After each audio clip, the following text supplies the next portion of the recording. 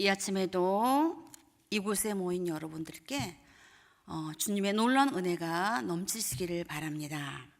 우리는 요즘 마태복음을 계속 묵상하고 있습니다. 그리고 이번 주는 산상수훈을 계속 저희가 묵상하고 있습니다. 잘 아시는 것과 같이 산상수훈은 마태복음 5장부터 7장까지의 말씀입니다. 이 산상수훈을 또 예수님이 가르쳐 주신 보배와 같은 말씀이라고 해서 산상보훈이라고도 말합니다. 이 산상수훈은 성경 중에 성경이라고 일컬어질 만큼 기독교 핵심 메시지가 담겨져 있습니다. 이 산상수훈은 하나님 나라의 시민으로서 그 가져야 할 올바른 삶의 핵심 내용이 담겨져 있습니다.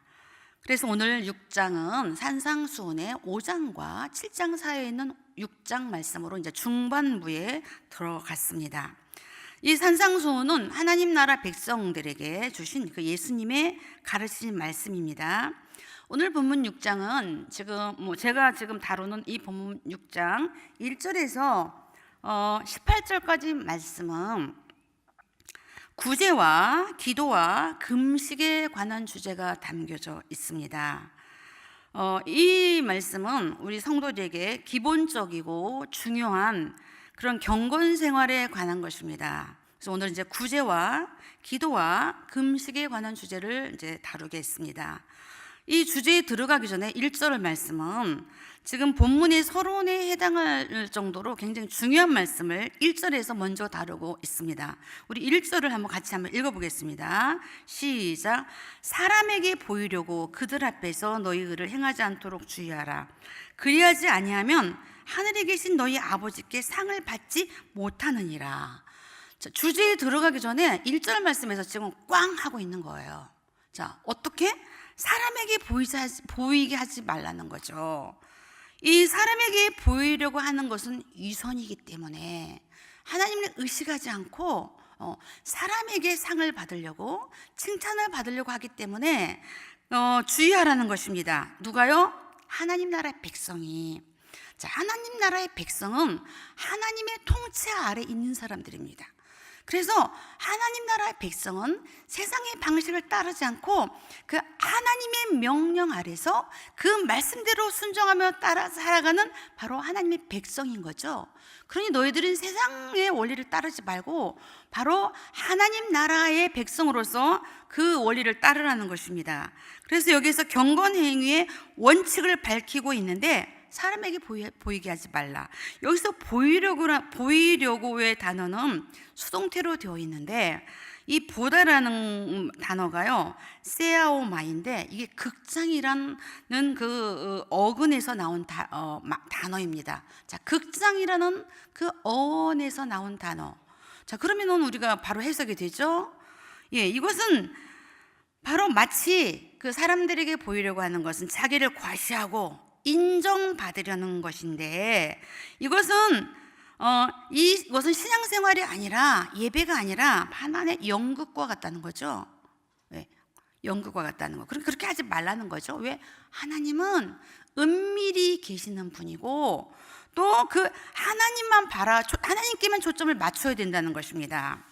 그래서 이제 1절을 이렇게 시작하면서 후반부에 뭐라고 말씀하셨냐면은 그리하지 아니하면 하늘에 계신 너희 아버지께 상을 받지 못하느니라.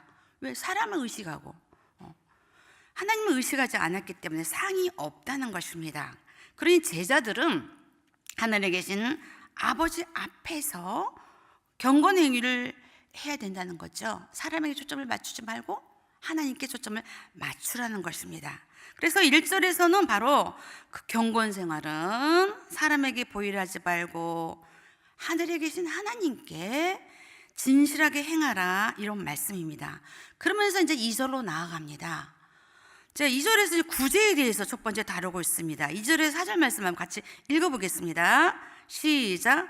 그러므로 구제할 때에 외식하는 자가 사람에게 영광을 받으려고 회당과 거리에서 하는 것 같이 너희 앞에 나팔을 불지 말라. 진실로 너에게 이르노니 그들은 자기 상을 이미 받았느니라. 너는 구제할 때 오른손이 하는 것을 왼손이 모르게 하여 내 구제함을 은밀하게 하라. 은밀한 중에 보시는 너희 아버지께서 갚으시리라. 자, 오늘 본문은요, 은밀하게라는 단어가 굉장히 많이 나옵니다. 자, 하나님은 은밀하게 계시는 분입니다. 하나님은 홀로 계시는 분입니다. 그러니 사람을 의식하지 말고 그 하나님 앞에, 은밀히 보시는 하나님 앞에 은밀히 행하라는 단어가 계속 나오고 있습니다. 그러니 제자들은 구제할 때에 사람들에게 영광을 받으려고 회당과 거리에서 하지 말라는 거죠. 자, 이 회당과 거리는 사람들이 많이 모여 있는 곳입니다. 그래서 이렇게 자기의 자선행위를 사람들에게 보여서 칭찬을 받으려 하지 말라는 거죠. 나팔을 불지 말라는 것은, 이 의미는, 자, 나팔, 자기 자랑하지 말라는 것입니다. 그리고 자기 과시를 하지 말라는 그런 의미입니다. 자, 이 행위로 자기의 그 자선으로, 구제로 사람들에게 칭찬을 받았으면 이미 상을 받았다는 것입니다. 그래서 하나님께는 상이 없다는 말씀입니다. 그래서 제자는 바로 오늘 3절에서 구제할 때에 오른손이 하는 것을 왼손이 모르게 하라, 이 뜻은 은밀히 행하라 이것입니다. 아무도 모르게 은밀하게 행하라. 왜? 은밀한 중에 계신 하나님께서 갚으신다는 것입니다. 그래서 이 구제의 동기가 칭찬을 듣기 위한 것이 아니라 바로 하나님께 감사하는 마음으로 구제를 행해야 된다는 것입니다. 왜? 우리의 위치가 어떤 위치인 것을 기억하라는 것입니다. 그래서 그들에게 자선을 베푸는 것이 아니라 주시는 은혜에 감사하고, 나도 똑같은 그런 위치의 사람이었다는 것을 날마다 기억하고 그들에게 하나님의 주신 사랑으로 그들을 섬기라는 것입니다. 그러면은 그 결과, 하나님께서 사람은 알아주지 않는다 할지라도 하나님이 은밀히 보시고 은밀한 중에 하나님께서 다 갚아주신다고 여기서 말씀해 주고 있습니다. 그 다음에 두 번째로 이제 기도에 대해서 말씀해 주고 있습니다. 5절에서 15절까지 예수님은 기도에 관한 것을 지금 가르쳐 주고 계시는데요. 여기서 첫 번째, 기도할 때에 이제 위선을 피하고 은밀한 중에 또 기도하라고 5절에서 6절까지 말씀해 주고 있습니다. 한번 읽어보겠습니다. 5절 6절 시작. 또 너희는 기도할 때에 외식하는 자와 같이 하지 말라. 그들은 사람에게 보이려고 회당과 큰 거리 위에 서서 기도하기를 좋아하느니라. 진실로 너희에게 이르노니 그들은 자기 상을 이미 받았느니라. 너는 기도할 때에 내 골방에 들어가 문을 닫고 은밀한 중에 계신 내 아버지께 기도하라. 은밀한 중에 보시는 내 아버지께서 갚으시리라. 여기에서, 이 본문에서 위선자들의 기도는 하나님께 하려고 하는 게 아니라 사람에게 보이려고 기도를 한다는 것입니다. 그래서 회당과 큰 거리에서 기도하기를 또 좋아하는데, 아까 구제하는 그 위선자들처럼 사람들에게 칭찬을 얻으려고 연극 배우처럼 기도를 한다는 겁니다. 그래서 사람들 그걸 보고 또 칭찬을 하게 되는데, 그 칭찬을 받았으면 이미 보상을 받았기 때문에 하나님께 상이 없다는 것입니다. 자, 기도의 본질은 무엇입니까? 하나님과의 대화입니다. 자녀된 우리가 하나님 아버지께 그냥 차분히 하나님께 기도를 드리는 거죠. 대화를 하는 거죠. 그래서 우리는 기도의 골방으로 들어갑니다. 이 골방이라는 의미는 은밀한 곳, 하나님이 우리를 기다리는 곳, 사람들이 없는 곳. 그래서 진실하게 하나님과 대화할 수 있는 곳이 골방입니다. 그래서 너희들은 기도할 때 골방으로 들어가라. 내가 기다리고 있다. 그래서 그 골방에서 하나님과의 그 교제를 통해서 하나님의 마음을 알게 되고, 또 이후로 응답하시는 그 하나님의 손길을 느낄 수가 있거든요. 그러니 이 기도의 대상이 바로 하나님이시고 바로 우리의 대화이기 때문에 하나님은 그 기도를 들으시고 은밀한 중에 들으시고 은밀한 중에 기억하시고 갚으신다는 것입니다. 이건 응답하시는 거죠. 그런데 또 여기에서 7절에서 8절까지는요, 잘못된 기도와 바른 기도에 대해서 말씀해 주고 있습니다. 우리 같이 한번 읽어볼까요? 7절 8절 시작. 또 기도할 때에 이방인과 같이 중언부언하지 말라. 그들은 말을 많이 하여야 들으실 줄 생각하느니라. 그러므로 본받지 말라. 구하기 전에 너희에게 있어야 할 것을 하나님 너희 아버지께서 아시느니라. 자, 이 말씀에서 중언부언이라는 단어가 나오죠. 자, 이 중언부언이라는 게 무엇일까요? 자, 이 뜻은 본질적으로 이교도적인 것인데, 자, 이교도들이 자신들의 신에게 기도할 때에 주문으로 이잖아요. 대부분 주문들을 많이 외우거든요. 중언부언, 주문을 외우듯이 또 잡다할 정도로 많은 말을 하면서 신을 설득하는 거잖아요. 이방 종교들은 설득하는 거예요. 그러니까 잡다한 말을 막 많이 하는 거죠. 그리고 또 의미 없는 말을 막 내뱉는 거죠. 이방 종교들은 왜? 말을 많이 해야 많이 응답을 받는다고 생각하기 때문에. 그런데 너희들은 그렇게 하지 말라는 거예요. 너희들이 기도하기 전에 나는 내 자녀된 너희들이 무엇을 구할 걸 다 알고 계신다는 거예요. 왜? 하나님이시니까요. 전능자이시니까. 그래서 여러분, 진짜 중요한 기도를 할 때는 어떤 기도를 합니까? 이렇게 기도냐? 아버지 그러잖아요.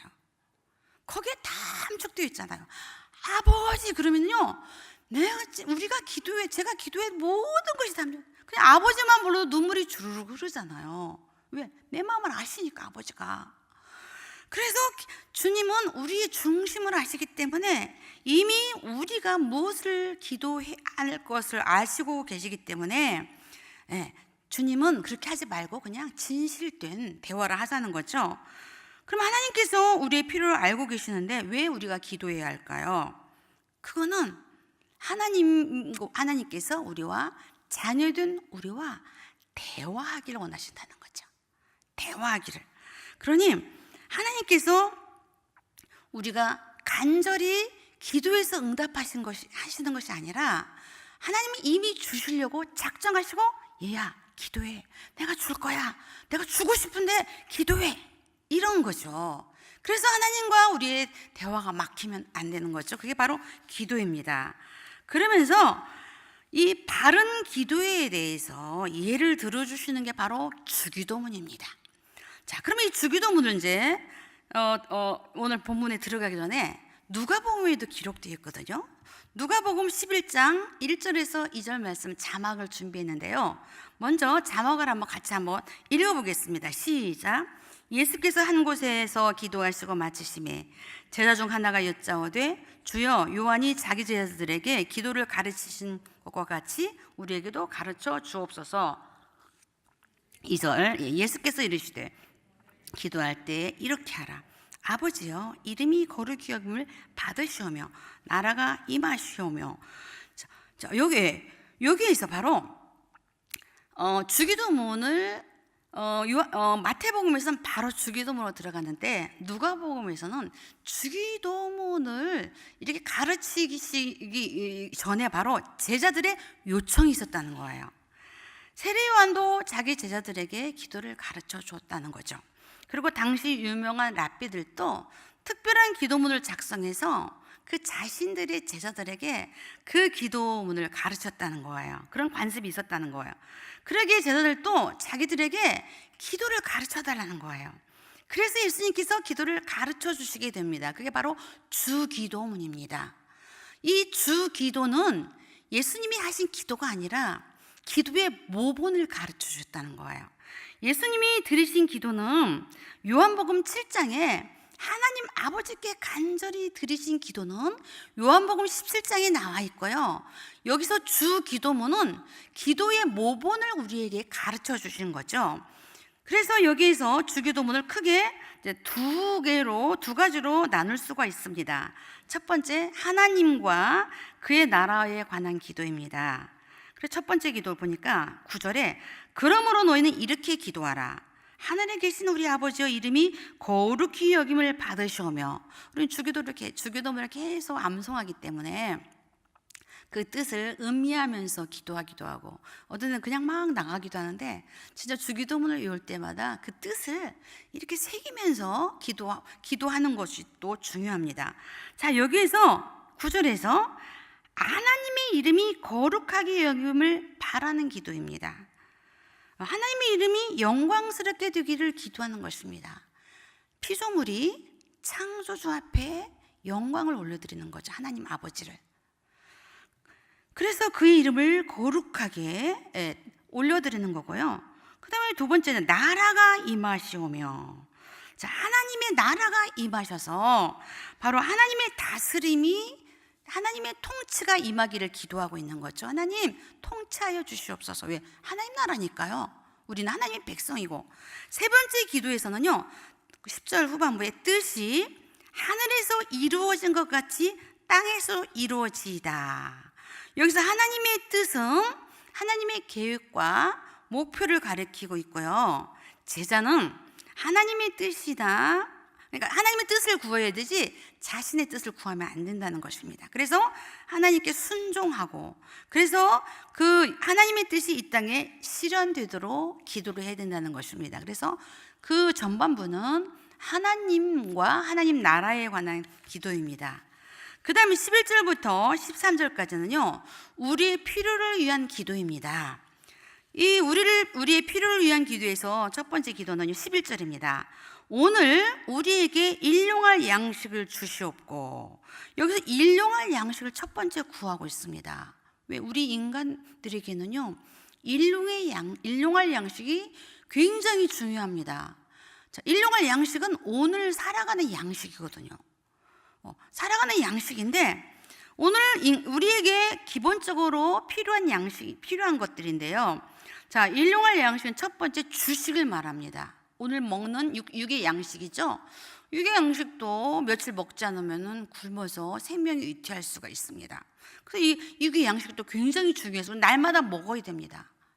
어제 먹었던 것이 오늘 우리가 힘을 쓸 수 있는 거죠. 또 아침에 먹은 음식을 먹어야 점심때 계속 우리는 육의 양식을 공급함으로 그래야 이 육이 살아갈 수가 있죠. 두 번째는 정신적인 것까지 다 포함이 되어 있습니다. 여러분, 정신적인 거 피폐해지면요, 살아갈 힘이 없어요. 그 다음에 세 번째 중요한데요, 영적인 양식까지 포함되어 있다는 것입니다. 이 양식이라는 것은, 자, 오늘의 진정한 영의 양식은 바로 예수님이죠. 또 우리 육적인 양식만 생각하는데 바로 육의 양식부터 시작해서 정신적인 양식까지. 정신적인 양식은 영의 양식에서 오죠 또. 자, 그 다음에 영의 양식, 바로 예수 그리스도가 진짜 우리에게는 양식이라는 거죠. 살아갈 양식. 그러면서 이렇게 양식을 구하면서 어떤 생각을 할까요? 아, 양식을 주시는 분은 하나님이시구나. 또 창조주 하나님을 찾게 되는 거죠. 그래서 겸손히 나아가는 거죠. 하나님, 오늘 또 우리에게 오늘의 양식을 주시옵소서. 주실 줄 믿습니다. 이렇게 하나님을 의지하고 시작하는 거죠. 자, 그 두 번째 기도는요, 우리를 위한 두 번째 기도는 12절에 나와 있습니다. 우리가 우리에게 죄 지은 자를 사하여 준 것 같이 우리 죄를 사하여 주시옵고. 자, 우리가 우리에게 죄를 지은 자들에게 용서를 베푼 것처럼 용서해 달라는 겁니다. 그런데 이웃을 용서하지 않으면 이 기도를 할 수가 없죠. 이 기도를 하기 위해서는 용서를 하고 와서 기도를 해야 됩니다. 세 번째 기도는요, 우리를 시험에 들게 하지 마시옵고 다만 악에서 구하시옵소서. 나라와 권세와 영광이 아버지께 영원히 있사옵나이다. 여기서 자신의 약함과 한계를 인정하면서 인생의 위기에서 구해달라는 기도입니다. 우리는 끊임없는 공격을 받게 되죠. 유혹을 받게 되고, 세상에서 또 사탄의 이걸 끊임없는 이런 유혹에서 우리를 지켜달라고 기도하고 있는 것입니다. 자, 예수님이 가르쳐준 주기도는 기도가 무엇이며 어떤 내용으로 기도해야 할지를 가장 이상적으로 제시하고 있는 기도로서 기도를 들으시는 하나님과 기도자의 바른 관계성을 여기서 확인해주고 있습니다. 그 다음에 금식에 관한 기도가 16절에서 18절까지 나와 있습니다. 16절에 보니까 금식할 때 너희는 외식하는 자들과 같이 슬픈 기색을 보이지 말라. 그들은 금식하는 것을 사람에게 보이려고 얼굴을 흉하게 하느니라. 내가 진실로 너희에게 이르노니 그들은 자기 상을 이미 받았느니라. 우리 17절 18절 같이 읽겠습니다. 시작. 너는 금식할 때 머리에 기름을 바르고 얼굴을 씻으라. 이는 금식한 자로 사람에게 보이지 않고 오직 은밀한 중에 계신 네 아버지께 보이게 하려 함이라. 은밀한 중에 계신 네 아버지께서 갚으시리라. 그 금식할 때도 하나는 금식합니다. 이렇게 막 슬픈 기색을 보이고 이렇게 외식하지 말라는 거예요. 왜 금식합니까? 하나님 앞에 간절해서 곡기를 끊고 생명을 다하며 하는 기도이지 그게 자랑거리가 아니라는 거예요. 그렇게 진실로 내게 마음을 찢고 기도하고, 그래 너희는 슬픈 기색을 하지 말고 기도를 그 금식을 안 하는 것처럼 그렇게 내게 은밀하게 기도를 하면 은밀한 중에 보시는 내 아버지께서 갚으신다는 거죠. 자, 오늘 말씀을 정리하겠습니다. 하나님 나라의 백성의 삶의 원리 세 가지인 바로 구제, 기도, 금식에 관해서 말씀해 주고 있습니다. 자, 예수님이 가르쳐준 이 세 가지 원리는 첫 번째, 외식을 하라는 거죠. 외식 바로 그 하나님 앞에서 진실하게 행하라는 것이죠. 외식하는 것은 이미 자기 상을 받았기 때문에 마치 이것은 다른 사람의 칭찬을 받으면 영수증 처리가 끝났다는 의미라는 것입니다. 영수증 처리가 끝났으면 더 이상 끝났다는 거죠. 상이 없다는 거죠. 자, 두 번째, 은밀함의 회복입니다. 은밀한 중에 계시는 하나님과의 관계 회복입니다. 하나님 앞에 나아가서 하나님을 만나라는 것이죠. 그래서 4절, 6절, 18절은 계속 반복하고 있어요. 은밀한 중에 계시는 은밀한 중에 보시는 내 아버지께서 갚으시리라. 세 번째, 하나님께 기도하는 것입니다. 하나님께 초점을 맞추고 기도할 때에 하나님만 의지하게 되고 하나님과 교제할 때에 하나님께서 응답하시는 것을 알게 될 것이라는 것입니다. 오늘 말씀을 이제 묵상하겠습니다. 우리는 오늘 하나님을 의식하고 살고 있나요? 사람을 의식하며 살고 있나요? 자, 이렇게 질문하면 당연히 우리는 하나님을 의식하죠. 그런데 어느 순간 살다 보면 사람을 의식하고 있는 내 모습을 보게 됩니다. 내가 이렇게 했는데 왜 나를 안 알아주지? 이런 마음이 들고, 어떤 데 하나님, 아니 내가 이렇게 했는데 왜 사람들이 나를 안 알아주는 거예요? 이거는 사람을 의식하고 있다는 거죠. 왜 사람을 의식하고 있었을까요? 하나님을 향한 초점이 어느 순간 은혜가 떨어지면서 사람을 의식하고 살아가고 있는 내 모습을 보게 된다는 거죠. 이때 이 위험의 소리는 이제 벗어나야 된다는 거죠. 사람을 의식하기 시작할 때에 섭섭함이 오잖아요. 그때 내가 사람을 의식하고 있구나. 섭섭성이 들 때마다 빨리 무릎을 꿇어야 돼요. 그리고 하나님께 초점을 맞춰야 된다는 거죠. 그리고 그러면 우리는 어떻게 기도해야 될까? 바로 사람에게 보이지 말고 이 구제와 기도와 금식은 하나님께 드리는 거라는 거죠. 자, 우리가 하나님에 대한 의지를 상실하고 하나님의 은혜를 저버릴 때에 이 세 가지는 하나씩 중지되어 갑니다. 첫째로 금식이 금지가 되고 다음에 기도가 중지가 되고 그 다음에 구제가 중지가 됩니다. 하나씩 떨어진다는 거죠. 나중에 아무것도 없어요. 따라서 경건의 행동과 이 활동들은 하나님과의 관계 속에서 계속 지속이 된다는 것입니다. 그래서 구제는 하나님이 보신다는 것을 의식하면서 행해야 되고, 기도는 반드시 하나님과 은밀하게 만나야 되고, 금식은 하나님과의 교제에 유익이 되는 수단으로서 바로 행해져야 된다는 것입니다. 자, 이제 기도하겠습니다. 오늘 주신 말씀을 기억하면서 기도하는데요, 나는 지금 하나님 앞에서 어떻게 경건 생활을 하고 있는지를 살펴보시면서 기도하시기 바랍니다. 은밀한 중에 보시는 주님께서 갚으실 것입니다. 주님은 오늘 본문을 통해서 우리에게 말씀해 주고 계십니다. 너의 구제와 너의 기도와 너의 금식을 사람에게 보이지 말고 오직 은밀한 중에 계신 내 하나님 아버지께 보이게 하라. 그리하면 은밀한 중에 보시는 내 하나님 아버지께서 너에게 갚으시리라. 아멘. 말씀을 기억하시면서 다 같이 기도하시겠습니다. 하나님 아버지, 주님의 은혜를 감사드립니다. 우리는 하나님 백성입니다.